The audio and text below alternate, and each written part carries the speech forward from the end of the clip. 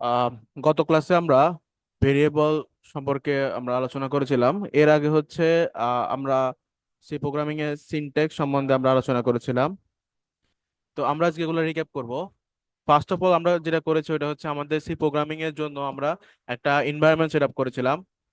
তো আমরা কিভাবে করেছিলাম, যারা আমরা ডেস্কটপ ইউজার তারা হচ্ছে আহ, আমরা কোড ব্লকস নামে একটি আইডি আছে, ওই আইডি হচ্ছে আমরা ডাউনলোড করেছিলাম। তো আমরা এখান থেকে শুধু লিখে দেবো কোড ব্লকস,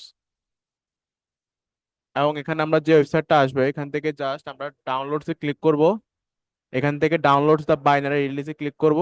এখান থেকে উইন্ডোজ সিলেক্ট করে নেব, বা আমরা যারা যেই ধরনের অপারেটিং সিস্টেম ব্যবহার করি ওই ধরনের অপারেটিং সিস্টেম আমরা এখান থেকে সিলেক্ট করে নেবো। কেউ যদি এখান থেকে লিনাক্স ইউজ করে থাকেন তাহলে লিনাক্স এখান থেকে সিলেক্ট করবেন, আর কেউ যদি ম্যাক ইউজ করেন তাহলে ম্যাক সিলেক্ট করবেন। তো যেহেতু আমি উইন্ডোজ ইউজ করি তো আমি এখান থেকে উইন্ডোজ সিলেক্ট করলাম। সিলেক্ট করার পর এখানে mingw dot setup setup dot exe যে ফাইলটা আছে ওই ফাইলটা আমরা এখান থেকে ডাউনলোড করে নেব।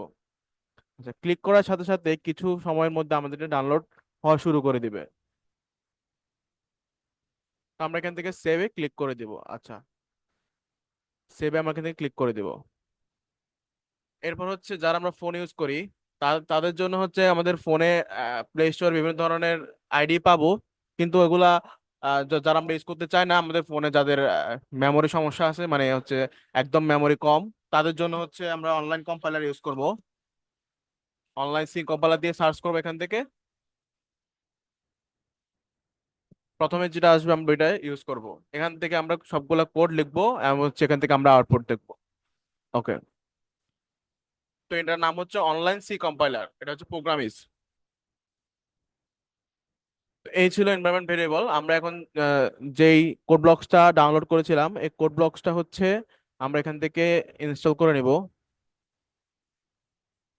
আচ্ছা, কোড ব্লকস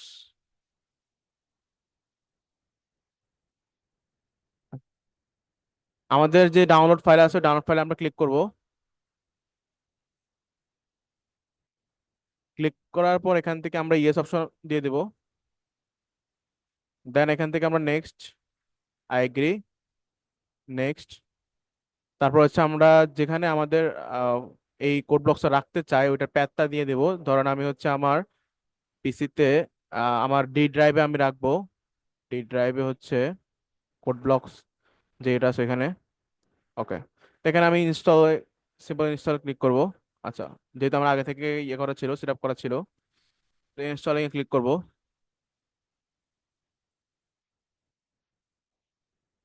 আমরা পরবর্তীতে ভিএস কোডও হচ্ছে এনভায়রনমেন্টে সেট আপ করবো। কেন? কারণ হচ্ছে ভিএস কোডে ফিউচারে যখন আমরা কম্পিটিটিভ প্রোগ্রামিং করতে যাব সেক্ষেত্রে আমাদের কিছু এক্সটেনশন আমাদেরকে ইউজ করতে হবে।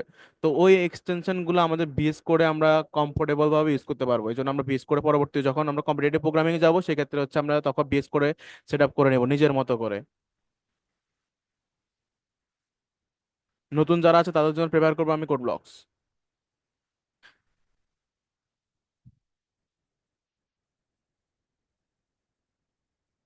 এর আগে আমরা কেন কোড ব্লকস ইউজ করতেছি, কোড ব্লকস আইডি কি, এখানে কি কি আছে, সি প্রোগ্রামিং কিভাবে কাজ করে, এর জন্য আমি আমাদের অনলাইন কি বলে যে গুগল ক্লাসরুমে আমি হচ্ছে আপনাদেরকে টিউটোরিয়াল দিয়ে রাখছি, ওইখান থেকে হচ্ছে দেখে নেবেন।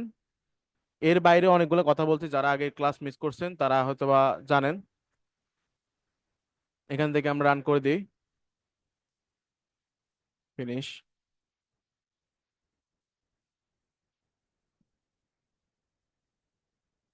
আপনাদেরকে পিডিএফ দেওয়া হয়, আশা করি আপনারা পিডিএফ গুলো পড়েন। ওইখানের মধ্যে আমরা এক্সটেনশন জিনিস নিয়ে আমরা আলোচনা করেছিলাম যে এক্সটেনশন কি জিনিস, যারা পড়েন না তারা পড়ে নেবেন। আচ্ছা,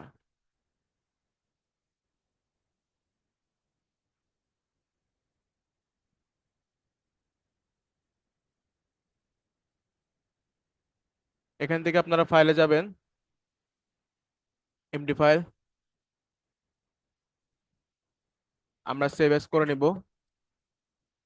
ফাইল, সেভ এস ফাইল, এখান থেকে দেখেন এক্সটেনশন সিলেক্ট করাই আছে সি, আমরা জাস্ট এখান থেকে সেভ করে দেব। এখন আমরা এখান থেকে কোড স্টার্ট করতে পারি। তো আমি এখানে করব না, আমি করব বিএস কোড। আপনারা যারা নতুন তারা এখান থেকে স্টার্ট করবেন। তো এখানে রান অপশন আছে, আপনারা এখান থেকে যদি কোড রান করেন তাহলে হচ্ছে এখান থেকে কোড রান করতে পারবেন। বিল্ড অ্যান্ড রান, আচ্ছা, যদি কোনো সমস্যা হয় অবশ্যই আমাকে বলবেন, আমি আপনাদেরকে আবার দেখাবো, সমস্যা নাই। আচ্ছা, তো এই ছিল আমাদের এনভায়রনমেন্ট সেটআপ। এরপর হচ্ছে কি, এরপর হচ্ছে আমরা সি প্রোগ্রামিং এর বেসিক সিনট্যাক্সটা জানলাম। তো সি প্রোগ্রামিং বেসিক সিনট্যাক্স কি ছিল? তো সি প্রোগ্রামিং কে আমরা একটা হিউম্যান বডির সাথে তুলনা করেছিলাম। হিউম্যান বডির দুইটা পার্টস, একটা হচ্ছে হেড আর একটা হচ্ছে কি বডি। তো আমাদের সি প্রোগ্রামিং এর একটা হেড আছে, এটা হচ্ছে আমাদের হেডিং ফাইল, আর এগুলো হচ্ছে আমাদের সি প্রোগ্রামিং এর মেইন বডি। তো এই হেড ফাইল থেকে আমাদের মূলত সি প্রোগ্রামিং এর বিভিন্ন ধরনের ফাংশন, বিভিন্ন ধরনের কাজ আমরা সম্পাদন করে থাকি। আর এটা হচ্ছে আমাদের সে বডি, যে বডিতে হচ্ছে আমরা আমাদের সম্পূর্ণ কোডগুলো আমরা এখানেই লিখি। তো এই হেডিং ফাইলে হচ্ছে আমরা শুধু যে এই হেডার ফাইলটা ইউজ করবো এমনটা না, আমরা অনেক ধরনের হেডার ফাইল আছে যেগুলো আমরা পরবর্তীতে আস্তে আস্তে ইউজ করব আমাদের কাজ অনুসারে।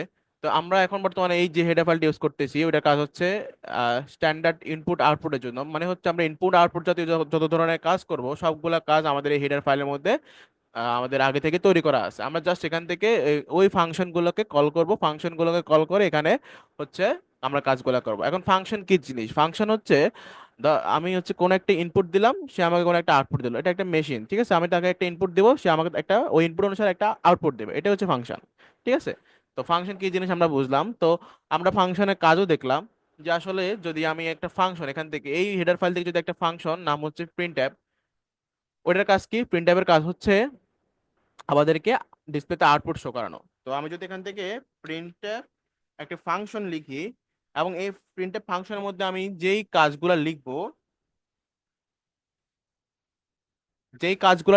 সেই কাজগুলো কিন্তু আমাদেরকে আউটপুট হিসাবে আমাদের এই আমাদেরকে শো করবে।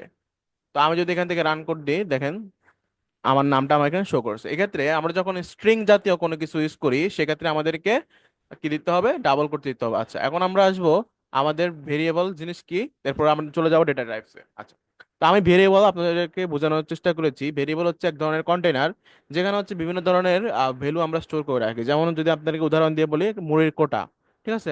মুড়ির কোটার মধ্যে আমরা কি রাখি? মুড়ি রাখি। মুড়ির বাইরে কি আমরা কিছু রাখি? যেমন কি আমি মুড়ির কোটার মধ্যে কি আমি চাইলে কি আমি জল রাখতে পারবো? না, অবশ্যই পারবো না। যদি রাখি তাহলে তো এগুলো নষ্ট হয়ে যাবে, তাই না? তো আমি মুড়ির কোটার মধ্যে শুধু মুড়ি রাখতে পারবো। এরপর হচ্ছে কি, এরপর হচ্ছে চায়ের কাপ। চায়ের কাপ এক ধরনের ভেরিয়েবল, এখানের মধ্যে কিন্তু আমি চা বা পানি জাতীয় জিনিস ছাড়া আমি এর বাইরে কোনো গ্যাস রাখতে পারবো না। যদি গ্যাস রাখি তাহলে এটা উড়ে যাবে, ঠিক আছে? চায়ের কাপ আমরা গ্যাস ধরতে পারবো না। তাহলে নির্দিষ্ট কন্টেনারে আমাদের আমাদের যে কন্টেনারটার টাইপ অনুযায়ী অনুসারে আমাদেরকে কন্টেনারের মধ্যে জিনিস রাখতে হবে। যেমন হচ্ছে মুড়ির কোটার মধ্যে শুধু মুড়ি রাখতে পারবো। হ্যাঁ, মুড়ি মুড়ি জাতীয় জিনিস মানে সলিড আমাদের যে জিনিসগুলো, ওই জিনিসগুলো রাখতে পারবো। আমরা চাইলে কিন্তু ওই কোটার মধ্যে গ্যাস জাতীয় জিনিস রাখতে পারবো না, অথবা আমরা গ্যাস কি বলে যে আমরা এই সলিডের সাথে আমরা তরল যে তরল জিনিসগুলো আমরা রাখতে পারবো না একসাথে। তার মানে কি, আমাদের একটা যে টাইপ আমরা দিব ওই টাইপের মধ্যে ঠিক একই রকম ওই টাইপের জিনিসটাই হচ্ছে আমরা রাখতে পারবো, এর বাইরে কোনো জিনিস আমরা রাখতে পারবো না। ঠিক তেমনভাবে আমাদের সি প্রোগ্রামিং ভেরিয়েবলটা একই রকম। আমাদের ভেরিয়েবলে একটা টাইপ বলে দিতে হবে, যে এই ভেরিয়েবলটা কোন টাইপের ডেটা আমাদেরকে স্টোর করবে। আচ্ছা, ভেরিয়েবলের কাজ কি? ভেরিয়েবলের কাজ হচ্ছে আমাদের কোন একটা ডেটা হচ্ছে তার মধ্যে স্টোর করে রাখা, ঠিক আছে? তো তার মধ্যে বলতে ভেরিয়েবলের মধ্যে, ভেরিয়েবল কোথায় থাকে? আমাদের র্যামের মধ্যে থাকে। র্যাম কিভাবে কাজ করে এটা আমরা বিস্তারিত আমরা অলরেডি দেখেছি, ঠিক আছে? তো দেখেন আমাদের যেই ভেরিয়েবলটা, ওই ভেরিয়েবলটার একটা অ্যাড্রেস থাকে আমাদের র্যামের মধ্যে। আচ্ছা, আমরা যে বাংলাদেশের মধ্যে আমার একটা ঘর আছে, এই ঘরটাকে আপনারা চিনেন? অবশ্যই চিনবেন না। তো কিভাবে চিনবেন? আমি যদি আপনাদেরকে ওই অ্যাড্রেসটা দিই, বা আপনাদের যদি এই অ্যাড্রেসটা দিই, বলে যে আমার এই অ্যাড্রেসে একটা পার্সেল পাঠাও, আপনি এই অ্যাড্রেসটার মধ্যে একটা পার্সেল পাঠাতে পারবেন। আপনি যদি যদি আমি বলি যে আমার ঘরে একটা পার্সেল পাঠাও, আপনি আমার ঘর কোথায় আপনি জানেন না, তাহলে কি আপনি পার্সেল পাঠাতে পারবেন? অবশ্যই পারবেন না। তাহলে আমরা ভেরিয়েবল কাজ করার জন্য আমাদের ভেরিয়েবলের অ্যাড্রেসটা আমাদেরকে বলতে হবে, আমাদের ভেরিয়েবলের অ্যাড্রেসটা একটা নাম দিতে হবে, ঠিক আছে? তো ওই অ্যাড্রেসটা অনুসারে কিন্তু আমরা আমাদের ভেরিয়েবলটাকে আমরা অ্যাক্সেস করতে পারবো। দেন হচ্ছে আমরা যদি ভেরিয়েবলটাকে অ্যাক্সেস করতে পারি, তার মানে কি আমাদের ভেরিয়েবলটাকে আমরা অ্যাক্সেস করতে পারবো। আপনি যদি আমার ঘরটা চিনেন তাহলে আপনি অবশ্যই জানতে পারবেন যে আমার ঘরে কে কে থাকে। এটাই হচ্ছে আমাদের ভেরিয়েবলের কাজ। তো আমরা ভেরিয়েবল কিভাবে ক্রিয়েট করি? ভেরিয়েবল ক্রিয়েট করার একটা প্রসেস হচ্ছে, আমরা হচ্ছে প্রথমে ভেরিয়েবলের টাইপ বলে দিই। আচ্ছা, এখানে টাইপ বলতে ডাটার টাইপ বলতে, যেটা আমরা ভেরিয়েবল একটা ডাটা স্টোর করব, সেটা আমার ডাটাটা কোন টাইপের হবে ওই টাইপটা আমরা এখানে জাস্ট বলে দিব। যেমন হচ্ছে আমাদের আমি যদি একটা ইন্টিজার টাইপের ডেটা স্টোর করতে চাই, তাহলে আমাদের টাইপটা বলে দেবো আমরা হচ্ছে একটা ইন্টিজার, মানে আইএনটি এখানে বোঝা যাচ্ছে একটা টাইপ, ইন্টিজার টাইপ, ঠিক আছে? Data type. তারপরে আমরা ভেরিয়েবলটার নাম বলে দিতে হবে, যেমন হচ্ছে আমি নাম নামে একটা ভেরিয়েবল নিব। এখানে নাম যে আমি নিব আপনারও নেবেন এমনটা না, আপনি চাইলে আপনার নামও নিতে পারেন, আপনি চাইলে আপনার অন্য কারো নামও লিখতে পারেন, আপনি চাইলে অনেক বিশাল বড় একটা নামও রাখতে পারবেন, কোনো সমস্যা নেই, একটা ভেরিয়েবলের নামই। ঠিক আছে, আপনি নাম যে কোনো একটা নাম রাখতে পারবেন। ওকে। তো এখন আপনি এই ভেরিয়েবলটা একটা ডিক্লেয়ার করে দিলেন, এটাকে বলা হয় ভেরিয়েবল ডিক্লারেশন। যে আমি একটা আমার র্যামের মধ্যে নাম নামে একটি ভেরিয়েবল স্টোর রাখলাম। নাম নাম নামে একটি ভেরিয়েবল স্টোর রাখলাম। কি ধরনের ভেরিয়েবলটা ছিল হচ্ছে ইন্টিজার টাইপের। আচ্ছা, তো এটা হচ্ছে ভেরিয়েবল ডিক্লারেশন। আমরা চাইলে কিন্তু ভেরিয়েবলের মধ্যে অ্যাসাইন করে দিতে পারবো, ভ্যালু অ্যাসাইন করে দিতে পারবো, মানে হচ্ছে আমি ভেরিয়েবলের মধ্যে কিছু একটা রাখতে পারবো।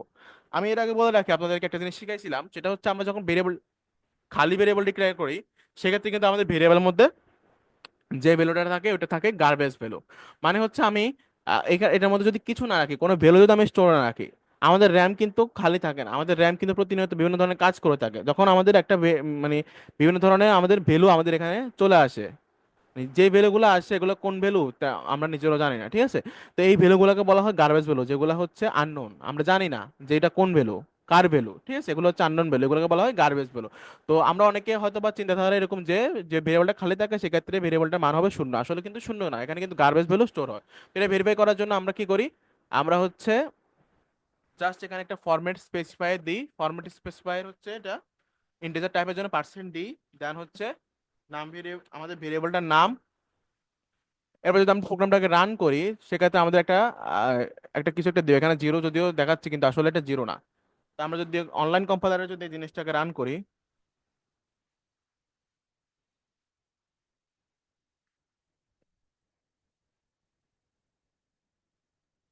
তাহলে দেখেন একটা নাম্বার স্টোর আমাদের এখানে দিয়ে দিছে। আমাদের এখানে ভিজুয়াল স্টুডিওতে জিরো দেখানোর কারণ হচ্ছে আমাদের যে অপারেটিং সিস্টেম, আমাদের যে উইন্ডোজ অপারেটিং সিস্টেম, ওটা কিন্তু আমাদের একটা আলাদা ভ্যালুগুলা স্টোর করার জন্য একটা নির্দিষ্ট কাজ করে থাকে।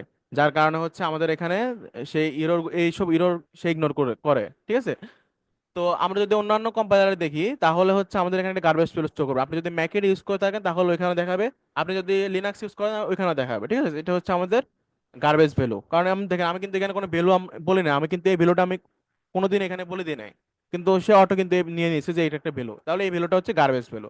ঠিক আছে, তো আমরা এখন ভ্যালু কিভাবে অ্যাসাইন করবো, ভ্যালু তাকে দেওয়ার জন্য আমরা জাস্ট একটা অপারেটর ইউজ করি, অপারেটর নাম হচ্ছে অ্যাসাইনমেন্ট অপারেটর। ঠিক আছে, এখন যদি আমি এখানে কোনো কিছু দিই যেমন হচ্ছে 20, তাহলে সেক্ষেত্রে আমাদের এখানে ভ্যালু 20 আমাদেরকে শো করবে। আচ্ছা, সেম ভাবে যদি আমি এখানে 10 দিই তাহলে কিন্তু আমাদেরকে 10 শো করবে। এখন কিন্তু আমাদেরকে গার্বেজ ভ্যালু শো করতেছে না। আচ্ছা, কেন কাজ করবে না?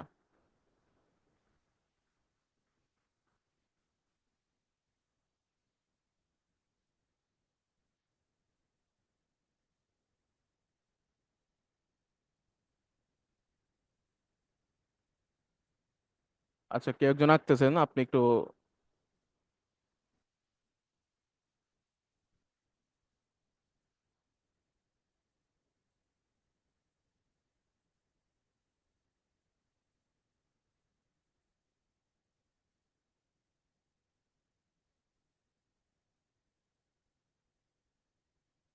আচ্ছা, তো এই গেল আমাদের ভেরিয়েবল। আমরা আশা করি ভেরিয়েবলটা বুঝলাম ক্লিয়ার ভাবে, একদম ক্লিয়ার ভাবে। আচ্ছা, এখন আসবো আমরা ভেরিয়েবলের যে কাজগুলো করে থাকি আসলে আমরা কিভাবে করে থাকি। আচ্ছা, তো আমরা এখন বলে দিলাম যে একটা ডেটা টাইপ। আচ্ছা, আমাদের কয় ধরনের ডেটা টাইপ থাকতে পারে আমাদের সেই প্রোগ্রামিং এ, আমরা এখন এটা সম্বন্ধে জানবো, ডেটা টাইপ সম্বন্ধে কিছু আমরা আইডিয়া নিব। ভেরিয়েবল সম্বন্ধে আশা করি আমাদের সবার ক্লিয়ার হয়ে গেলাম। তো এখন হচ্ছে আমরা কিছু ডেটা টাইপ সম্বন্ধে জানবো, যেমন হচ্ছে ইন্টিজার এক ধরনের ডেটা টাইপ। আচ্ছা, আমরা ইন্টিজার বলতে কি বুঝি? ইন্টিজার বলতে বুঝি হচ্ছে যদি যদি আমরা সরি, আমরা যদি এরকম একটা নাম্বার লাইন যদি চিন্তা করি, আমরা অনেকে নাম্বার লাইন ছাড়া তো পরিচিত, সংখ্যা রেখা। তো আমাদের সংখ্যা রেখার মধ্যে কি থাকে, জিরো থাকে, তারপর হচ্ছে ওয়ান, তারপর হচ্ছে টু, তারপর হচ্ছে থ্রি, এরকম করে আমাদের ইনফিনিট পর্যন্ত নাম্বার থাকে। ঠিক আছে, এরপর হচ্ছে -1, -2, -3, এরকম করে থাকতে থাকে, মানে আরো অনেক অনেক অনেক অনেক নাম্বার আছে মাইনাস ইনফিনিটি পর্যন্ত। আচ্ছা, যেগুলো আমরা জানি না। তো এই যে সংখ্যাগুলা আমাদের সংখ্যা রেখার মধ্যে জিরো সহ, আমাদের এই জিরো সহ সকল ধরনের ঋণাত্মক এবং সকল ধরনের ধনাত্মক যত সংখ্যা আছে সবগুলা হচ্ছে আমাদের ইন্টিজার নাম্বার, আমাদের ইন্টিজার ভ্যালু। তাহলে আমরা ইন্টিজার ডাটা টাইপ চিনে গেলাম। তার মানে কি, তার মানে হচ্ছে যখন আমরা ইন্টিজার টাইপের ডাটা ডাটা টাইপটা নিব, সেক্ষেত্রে হচ্ছে আমরা এই যে -1 +1 0 সব কিছু হচ্ছে আমরা এখানে স্টোর করব। যখন আমরা স্টোর করবো তখন এই ডাটা টাইপটা দিব ইন্টিজার। আমরা এতটুকু বুঝলাম। তো আমরা আশা করি ইন্টিজার টাইপের ডাটা টাইপটা বুঝলাম। আচ্ছা, তো এই হচ্ছে আমাদের ইন্টিজার টাইপের ডাটা টাইপ। এখন আমরা আরেকটি ডাটা টাইপের সাথে পরিচিত হব, যে ডাটা টাইপটা হচ্ছে বলে থাকি ফ্লোট। আমি যদি আরেকটা নাম্বার 2 নামে আরেকটা ভেরিয়েবল নেই, যেমন হচ্ছে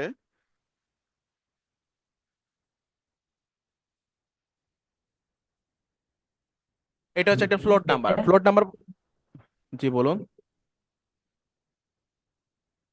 আচ্ছা, এখানে ফ্লোট নাম্বার বলতে বোঝানো হচ্ছে একটা ভগ্নাংশ। আমরা হচ্ছে যখন, সরি, দশমিক, আমরা হচ্ছে কোনো একটা দশমিক ভ্যালু আমাদের ডেটা টাইপের মধ্যে আমরা স্টোর করতে চাই, সেক্ষেত্রে আমাদের যে ডেটা টাইপটা ইউজ করতে হয় সেটা হচ্ছে ফ্লোট ডেটা টাইপ।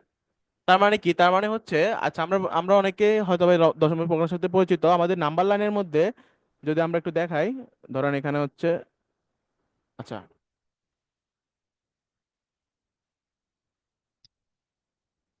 1 2 3, আমাদের 0 আর 1-এর মধ্যে কিন্তু অনেক ধরনের হচ্ছে নাম্বার এখানে থাকে। তো এই নাম্বারগুলো কিন্তু অগণিত। এখানেও কিন্তু অসংখ্য নাম্বার থাকে, যেমন হচ্ছে 0.1, 0.2, আরো ডট ডট ডট আরো অনেক থাকে, যেগুলো হচ্ছে আমরা বলতে পারবো না। ঠিক আছে। তো এই যে নাম্বারগুলা, এই নাম্বারগুলো কিন্তু আমাদের ইন্ডিকেট করা হচ্ছে ফ্লোট নাম্বার। ঠিক আছে, ফ্লোট নাম্বার আমাদের 0.2, 0.1, এগুলো হচ্ছে নির্দিষ্ট কিছু আমাদের এরিয়ার মধ্যে থাকবে, যেমন হচ্ছে 10.2 বা 2 3 এরকম। এই নাম্বারগুলো যখন আমরা ইউজ করবো তখন হচ্ছে এগুলো হচ্ছে কি, ফ্লোট নাম্বার, ভগ্নাংশ। আর যখন আমরা বিশাল বড় হচ্ছে ফ্লোট ভ্যালু ইউজ করবো, যেমন হচ্ছে পায়ের মান, আমরা আশা করি অনেকে পায়ের মান চিনি। পাই, পায়ের মান কত, 3.1416, হ্যাঁ, ধরো ধরো ধরো, আরো অনেক আছে।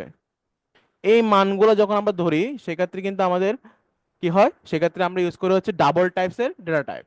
আচ্ছা, তাহলে আমরা বুঝলাম যে যদি বড় ধরনের ফ্লোটিং নাম্বার আমরা ইউজ করতে চাই, সেক্ষেত্রে আমাদের কি করতে হবে, ডাবল ডেটা টাইপ ইউজ করতে হবে। আচ্ছা,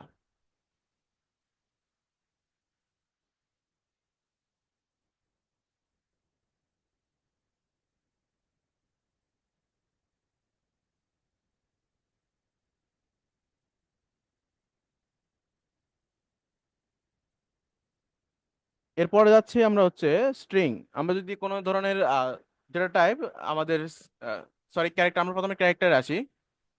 আমাদের কিবোর্ডের মধ্যে আমরা অনেকগুলা ক্যারেক্টার আমরা দেখতে পাই, যেমন হচ্ছে ABCD, আর বিভিন্ন ধরনের স্পেশাল ক্যারেক্টার, যেমন হচ্ছে $, হ্যাশ, এগুলো এক একটা কিন্তু হচ্ছে ক্যারেক্টার।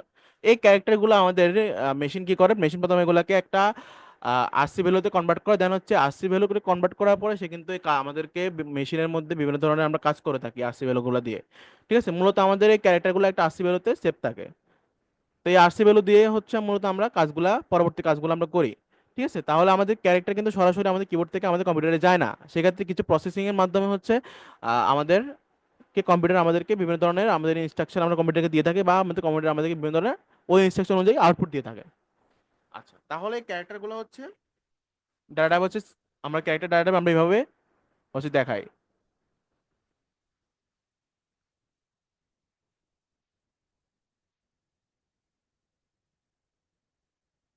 তো এক্ষেত্রে আমাদের ক্যারেক্টার ডাটা টাইপ গুলার জন্য আমাদেরকে দিতে হয় হচ্ছে সিঙ্গেল কোড। আপনি চাইলে এখানে ABCD আপনার মন মতো আপনি যে কোনো একটা ক্যারেক্টার আপনি রাখতে পারেন, তো এগুলো সিঙ্গেল সিঙ্গেল কিন্তু একটা ক্যারেক্টার। আচ্ছা, যখন আপনি প্রথমে আপনাদেরকে দেখেছিলাম একটা সেন্টেন্স, আমি এখানে আউটপুট দিলাম যে আই অ্যাম অন্তিক। আচ্ছা, আমি এরকম একটা আপনাদেরকে আউটপুট প্রথমে একদম শুরুতে আপনাদেরকে প্রিন্ট ফাংশনের মাধ্যমে এটা আউটপুট দেখাইছিলাম।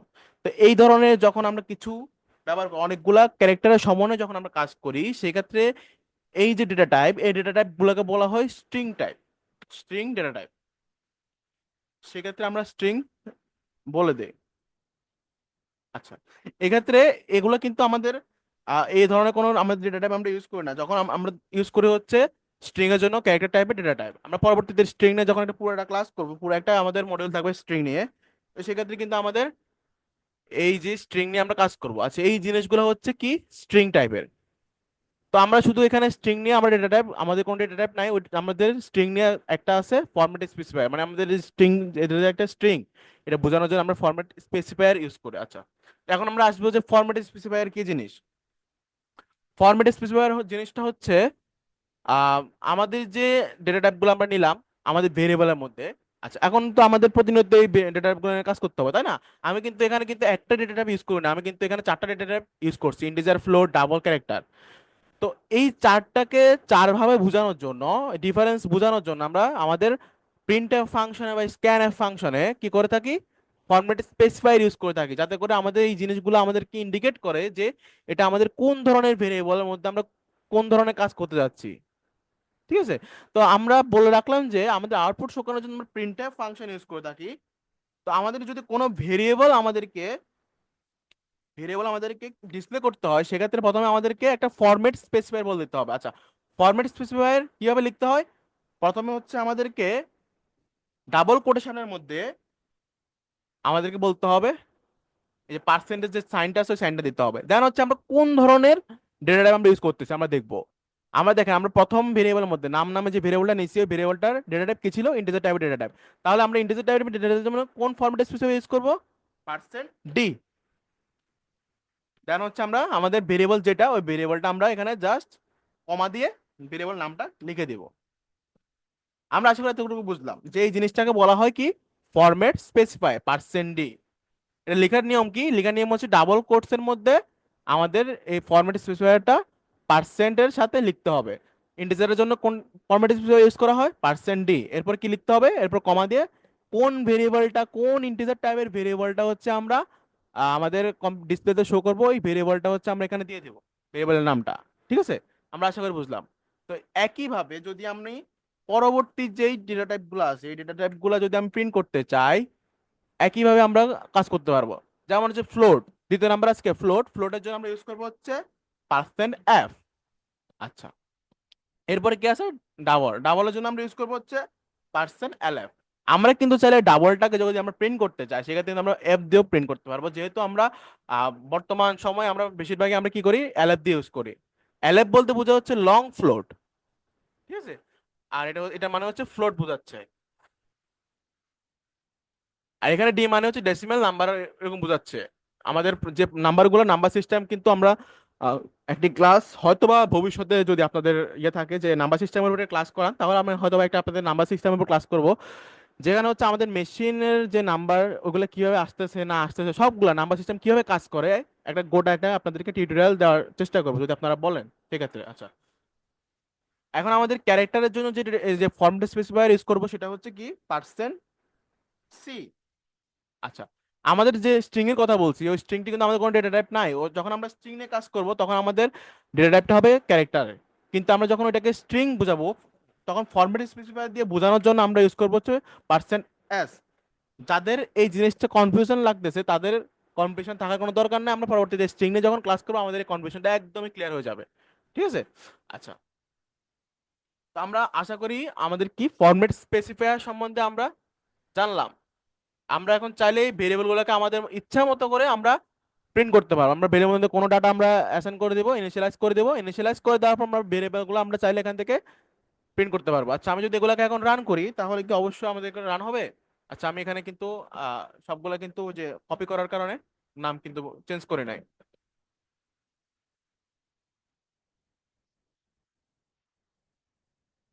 আমাদের মিটিংটা 3 মিনিট আছে, যদি এর মাঝে অফ হয়ে যায় আবার আপনারা সেম লিঙ্কে আবার হচ্ছে জয়েন করবেন, সেম লিঙ্কে বের হয়ে। এটা ছিল নাম 3 আর এটা হচ্ছে নাম 2। সরি।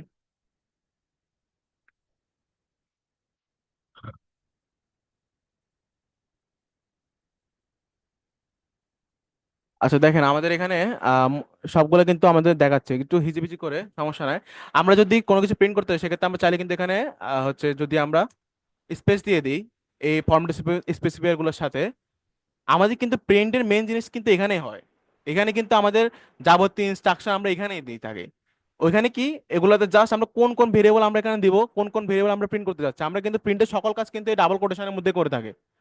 ঠিক আছে? জাস্ট আমরা হচ্ছে ভেরিয়েবল গুলো বলে দিই কোন ভেরিয়েবল আমরা ইউজ করবো। আচ্ছা আমরা এখানে যদি আমাদের ধরেন আমাদের ইন্টিজার টাইপে যদি আরেকটা ভেরিয়েবল থাকতো, সেক্ষেত্রে কিন্তু আমাদের আমরা যখন পার্সেন্ট ইউজ করতাম তাহলে আমাদের মেশিন কনফিউজ হয়ে যেত না, যে আসলে কোন ধরনের ইন্টিজার টাইপটা আমরা এখানে এখানে ইউজ করব। সেই কনফিউশনটা দূর করার জন্য মূলত আমরা এখানে কি করে থাকি, আমরা এখানে আমাদের ভেরিয়েবলের নাম বলে থাকি সিরিয়াল বাই সিরিয়ালে। ধরেন আমি প্রথমে হচ্ছে নাম বাই ভেরিয়েবল ইন্টিজার টাইপে যদি দুইটা থাকতো, সেক্ষেত্রে কি করতাম, সেক্ষেত্রে হচ্ছে আচ্ছা এখানে নাম 5 দিই 6 দিই। ধরেন হচ্ছে আমি নাম বলে দিতাম যে প্রথমে তুমি নাম করো, তারপর পার্সেন্ট দিয়ে আরেকটা দিতাম, পার্সেন্ট দিয়ে আরেকটা দিয়ে বলতাম যে আরেকটা কমা দিতাম, কমা কমা দিয়ে তারপর বলতাম যে তুমি নাম 6 যেটা আছে নাম 6 ভেরিয়েবলটা তুমি প্রিন্ট করো। ঠিক আছে, সেক্ষেত্রে প্রথমে নাম ভেরিয়েবল প্রিন্ট করো, তারপর নাম 6 ভেরিয়েবল প্রিন্ট করো, তারপরে যে আমি একটা স্পেস দিলাম এই স্পেসটা প্রিন্ট করবে। আচ্ছা আপনাদেরকে ভেরিফাই করার জন্য আমি কোডটা রান করি তাহলে দেখবেন। দেখেন, আচ্ছা আমি এখানে যদি 90 দিই,